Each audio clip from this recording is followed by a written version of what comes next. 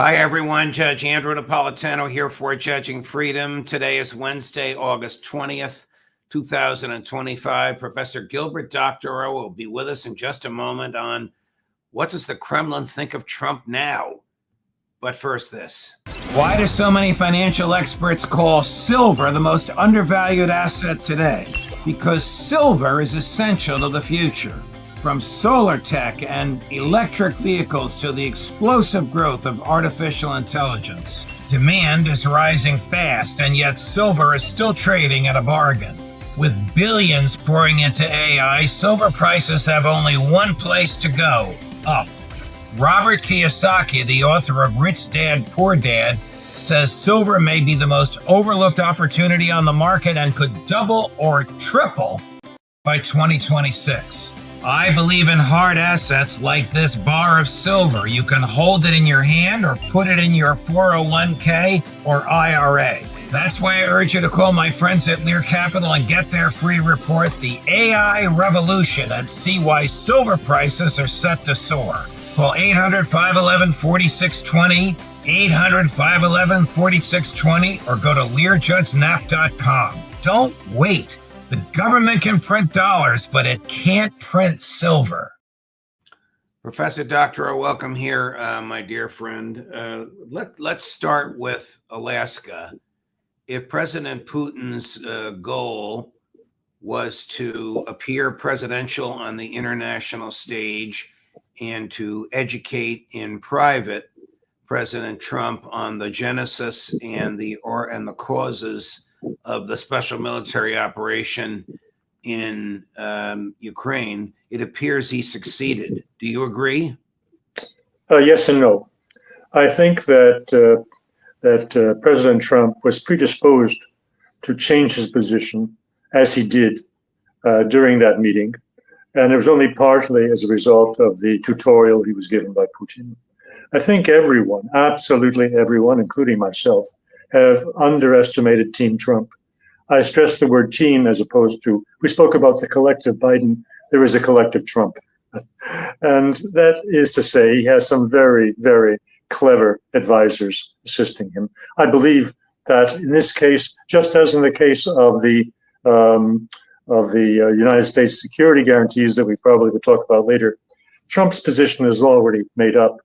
And he is saying what he needs to say to keep his opponents off balance and to prevent their striking too early when he hasn't yet got his ducks lined up. So what do I mean? He didn't know exactly whether he could do a deal with Putin until he met Putin. And he was persuaded that he could, and therefore he changed positions for the outside world, not for the inside world. I don't think he needed Mr. Putin to give him the lessons on the root causes. But that is what was convenient for him to allow to happen. You're telling me that all along he knew that his demands for a ceasefire made as recently as during the Air Force One flight from Washington to Alaska was not something he truly expected to happen, or not something he wanted, and he was just duping people or lying to people, or again, trying to keep the other side off guard? All of the above. That is the latter part. He knew what he wanted. Just as this whole question of the security guarantees, he is stringing the Europeans along. He has no intention of giving U.S. security guarantees for this because he knows the Russians are dead set against it. But he is saying that to keep them, well, let them play with their toys. And while they're playing with their toys, the problems will be solved. And I believe that the same question comes up: how stupid or smart was it for him to say the next step is a face-to-face between Putin and Zelensky? Well, that's just not going to happen. Yeah. Well, I think it could happen. And there's something that Zelensky can do if he pays attention that would make it happen. I refer now to Mr. Lavrov's interview last night on Russian state television, which was very, very interesting. He said that, we Russians, the territorial side of it has not been fundamental. It has been the human side of it, protecting our fellow Russian speakers, our fellow ethnic Russians in that area.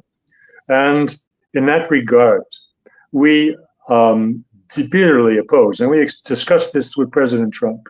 We bitterly oppose the language laws and the persecution of Russian speakers. That was the very first act of the government installed after the coup d'etat, and which turned the Donbass region and the Crimea against the new government.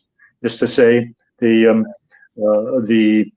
ban on speaking Russian in schools, the ban on speaking Russian in public before public authorities, and the prohibition on dissemination of Russian language media. Yes, I saw that clip. He made a very interesting point. This is the only country in the world which bans the use of another language. Not true. We'll get to step two. Step two will be Latvia, because they've been doing that since 2004, and the Russians have been quiet. I think when the Ukraine situation quiets down, the Russians will come back and revisit what is going on in Latvia. But Mr. Lavrov correctly said that these laws are in violation of the UN guarantees on human rights. Right. Now, if I were in Mr.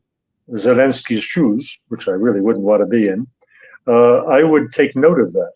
There was a strong hint by Lavrov, hey, you want these negotiations to proceed? Just revoke those laws. It's a good start, a show of goodwill, and then we can sit down and talk.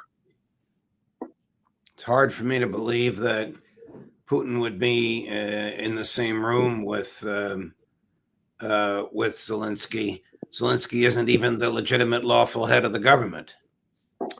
The reason why the Russians have been unwilling to is partly what you just said is a major factor. And of course, the West has turned that back on Putin by saying that Putin isn't legitimate. He's a wanted man by the International Court of Justice. So that is all in a question of a public spat. But I think the issue is that Zelensky has pushed for such a face-to-face because he knew that the Russians didn't want it, and he expected that to make it possible to say that they don't want to make a peace. You see, I told you, they don't want to come to a meeting and make a peace. Right. How was the Russian trip perceived in three categories? By the Kremlin, by Russian elites, by the average Russian folks, in your view, from your observations in Europe? You're speaking now of the which trip exactly? The one going to Alaska, or? Yes. How was Putin's trip to Alaska with Trump perceived by, and how is it perceived today, 4 days later, by the Kremlin, by Russian elites, and by Russian folks? Well, Russian folks, I think, may have been a bit skeptical about it. Russian influencers in the creative classes were probably 100% behind it, because Russian intelligentsia has a lot of Anglophiles, with people who can't conceive of a summer vacation without being on the Côte d'Azur, and all of those people were very happy about this. As regards the entourage of Mr. Putin, I think they were strongly in favor of it, partly as a validation that all attempts to isolate Russia have totally failed. The economic sanctions failed. The military efforts on the battlefield failed, and now the pariah status that the EU and the United States under Biden was assigning to Russia have failed, because now here he is meeting not just with Xi of China or Modi of India or the Kazakhstans and the rest of it. He's meeting with the President of the United States on American soil. He has a red carpet rolled out for him. Russian television played this very positively.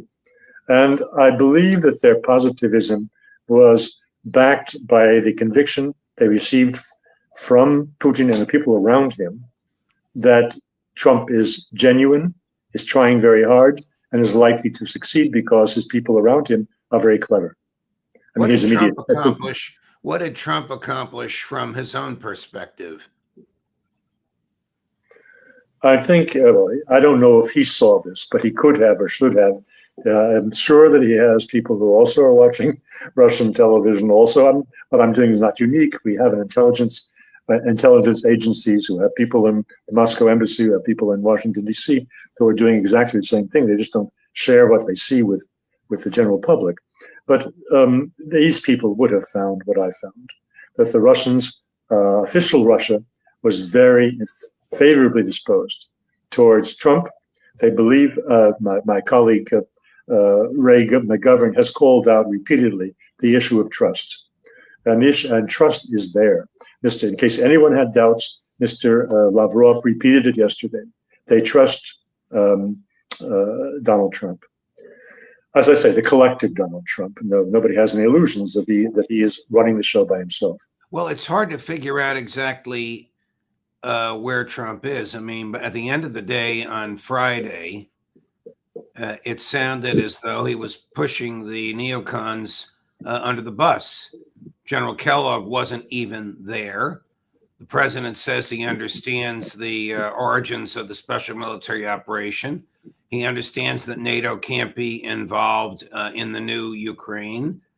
And he understands that there's not going to be any ceasefire. This will end when it ends, either by a grand peace treaty or by Russian triumph in the battlefield. That rejects everything from Victoria Nuland to then Senator Marco Rubio. Then on Monday, he makes the unmistakable impression of boots on the ground or boots in the sky over Ukraine, working with European troops in order to guarantee some sort of security. That, of course, delighted the neocons. Put aside what the Russians will reject. You and I know, and everybody watching us now know what they'll reject.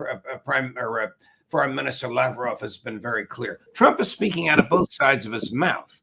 Trump is trying to please whoever is in front of him at the moment. Agree or disagree? I disagree. He is trying to please his opponents who are in front of him. Let's remember what happened in Washington, D.C. He didn't have to. Trump didn't have to invite them in. In the past, he's never dealt with them as a group. He's only dealt with them one-to-one. And this was remarked upon as meaning that he would try to play them off against one another. This time he allowed the whole lot of them to come and visit him. And he humiliated them all in front of one another. When he told them to leave the room during his meeting with them in the White House, to go to the Oval Office and wait because he had to make a call to Putin because that was very important. Then he spent 40 minutes on the phone with Putin, letting them wring their hands in the next room and understand that they had been treated like second-class people, which is what they are. Now, I do not believe that he has any intention of providing security guarantees in the sense that the Europeans expected, and that he was just stringing them along, just as he was stringing them along on whether there would be an immediate ceasefire. If they don't see it, then they are very stupid. Well, I don't think your view and my view are very far apart on that, but I'm looking for President Macron. Here is President Macron the day after, which I guess would be yesterday, before he left Washington. Chris, cut number 12. As it relates to security guarantees, does that mean European troops? And does that mean U.S. troops? Look, I think for me, it's a very important progress of the past few days that your president expressed a clear commitment of the U.S. to be part of the security guarantees. It's brand new. And last February, when I took the responsibility to gather a series of European leaders with President Zelensky in Paris, and we followed up in London, and we created this coalition of the willing. And it was a reaction to the feeling we had that we could see a temptation to go to a rapid peace, but without any guarantee for Ukraine. And we know what it means. It was Georgia 2008, but it was as well Crimea 2014. And there is full certainty that if you make any peace deal without security guarantee, Russia will never respect its words, will never comply with its own commitments. So it's for us totally critical And this is an essential part of any deal for Ukraine and for the Europeans. This is for our own security. So this is a very important progress of the past few days that the US now is willing to be part of this. The US is now willing to be part of this. He left that impression unmistakably with them, and it's an untrue impression because he must know that the Russians would never go along with it. What difference does it make if American boots are on the ground or if they're on jets overhead? Well, let's revisit this. I spoke categorically, and I think I should correct myself.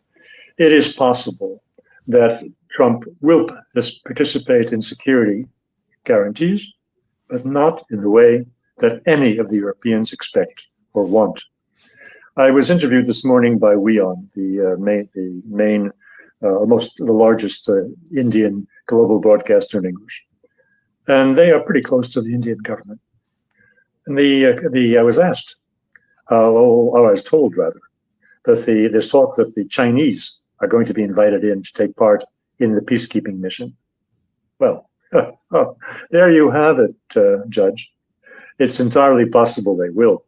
And in that case, the Americans can go ahead and provide air cover. Now, what's the difference here? The difference is that a strictly European peacekeeping force, which would not be monitors, in fact, they would be armed, they'd be ready to go in and do action. They would be a tripwire for direct European and American intervention in the war, in a restarted war. They could provoke a new war. Right. What was going on before the Russians moved in February 2022? The OSCE monitors who were along various parts of the border were reporting, finally, because mostly they kept their mouths shut since they were being given instructions by Europeans, that the firing of artillery and missiles against the rebelling provinces has stepped up enormously. And this sent messages to Moscow that yes, the anticipated final solution of the Ukrainian rebellion was about to start, and that because of 150,000 Ukrainian soldiers amassed next to the border, ready to pounce on Donbass, and that triggered the war. Now, what was going on was massive firing of weapons against the East. If these Europeans were there as the so-called peacekeepers, who's to say that they wouldn't start firing artillery and missiles? And there you have it. What is a security guarantee? I mean, what is being guaranteed? Ukraine's neutrality, or that the Russians won't use military force against Ukraine? What's the guarantee? Well, the Europeans and Zelensky are presenting it in the latter case. That the Russians are aggressive, they're going to restart the war at the first opportunity, they want to take Poland, the Baltics, and France at the first opportunity, and so forth. This is, of course, rubbishy propaganda, but that's what they're saying, and that's what the BBC is repeating. So that is their official position, and of course, it's completely false.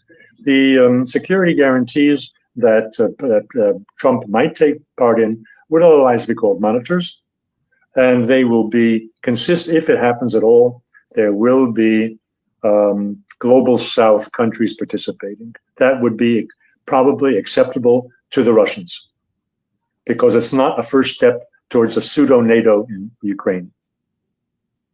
What's wrong with the Austrian model of true neutrality, no military activity, economic prosperity, personal liberty? It may have been you who pointed out to me that when the Austrian Treaty of Neutrality was agreed to with the old Soviet Union and everybody else, the Soviets actually had an official on the Austrian National Security Council, and it worked out fine. That's fine if the West European countries can be brought around to it. In fact, one country seems to, in a most paradoxical way. The president of Finland, Alexander Stubb, when he was in Washington, I'd say rather stupidly, commented that, the end of the war in Ukraine could be similar to what happened with us in 1944, when we concluded a peace with the Soviet Union and gave up territory. And after that, we all lived happily together and prospered. Yeah, until they joined NATO. Till they joined NATO. And he undid, and he violated. Mr. Lavrov spoke about this yesterday in Russian television and reminded us what that treaty was in 1944. It was a treaty of permanent neutrality in which Finland was obliged never to join an alliance directed against Russia. And that's what they've just done. Wow. Well, I'm of the view that the war in Ukraine is not going to end by any kind of an agreement. It's going to end when the Ukrainian military collapses. What do you think? It's entirely possible. No one could say. I don't pretend to have superior vision on this. It really is, you cross your fingers and it'll go one way or the other. But the one thing that is outstanding and certain is the Russians are going to win. The Russians will get what they want, the basic things that they want. And here, of course, there's a lot of confusion about what do they want. But you've touched upon them. They want neutrality. They want the size. They want the nature of the Ukrainian armed forces to be described and certain categories of weapons not to be delivered to them. And they want progress on the well-being of their ethnic co-nationals, you could say, who remain under Ukrainian control, to end these persecution of these people, which is ongoing. As we speak, this was not mentioned in any of the commentary, and that's American intelligence. If you're going to have American planes in the sky, Mr. President, that means you're going to have American intelligence on the ground. Right now, there are still 20 CIA stations in Ukraine. American intelligence is still helping Ukrainian soldiers aim American equipment at Russian soldiers, and MI6 is doing the same. That's not likely to stop, is it? Well, it depends on their agreeing on definition of armed forces. The CIA people that you're describing are, for all practical purposes, an army. But as you yourself have discussed, they are an army, although they are outside, formally speaking, the U.S. armed forces. Right. That goes counter to the Russian demand that there be no foreign military forces or installations on Ukrainian soil. So all of this, but they have gone through all of this with the Ukrainians in March of 2022. And this was more or less accepted by the Ukrainians. So I don't see something horrible, impossible to achieve now. It all depends on whether Mr. Zelensky can be persuaded to avoid 20, 30, 40,000 more unnecessary deaths of his soldiers. Right. And will sign on to give up the Donbass now rather than waiting till the Russians to conquer it. Professor Doctorow, a fascinating conversation. You always present a very unique viewpoint, and it's deeply appreciated here and around the world for all the people that watch us. Thank you very much. We'll look forward to seeing you next week. And I look forward to it as well. Thank you. Coming up later today at 11 this morning, Max Blumenthal. At 1 this afternoon, Ian Proud. At 2 this afternoon, I'm not sure where he is, but he'll be here with us, Pepe Escobar. At 3 this afternoon, Phil Giraldi. Judge Napolitano for Judging Freedom.